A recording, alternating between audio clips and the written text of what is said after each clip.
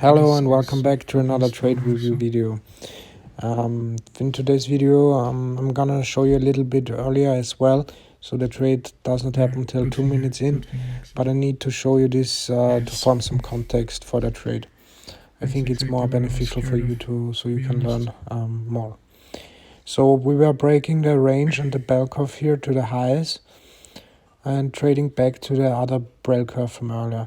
So if you look on the DOM and my footprint, you see those bell curves. So that's the footprint.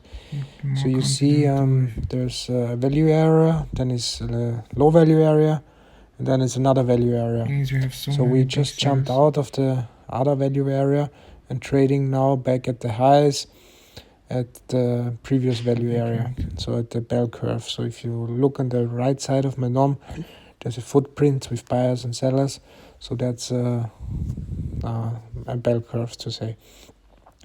We do get rejected here at the highs of this bell curve and very aggressively sold down. So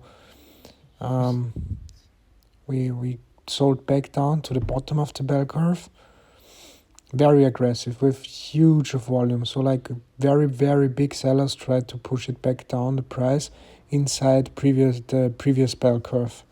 So that was what I was thinking, so that it was only a fake out. But then something different happened. They couldn't get it back inside the previous value area and got absorbed at the bottom of this value area. And also we started some aggressive buying and shoving it back up. So now we traded through the midpoint of this bell curve. And that's for me telling me, okay, price does not want to go back in the previous value area.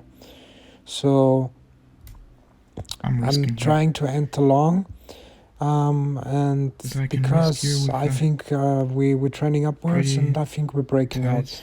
So I gotta adjust my stop a little bit. I wanna if you look on the left, you see on the auction Wister where we tick down with the huge sellers. That's the low volume node here, where the bell curve has almost no volume. So I put it 2 ticks below this in the previous value area. If we get another flash down with like a couple big slots orders who want to push it down, so we have some wiggle room and don't get stopped out immediately.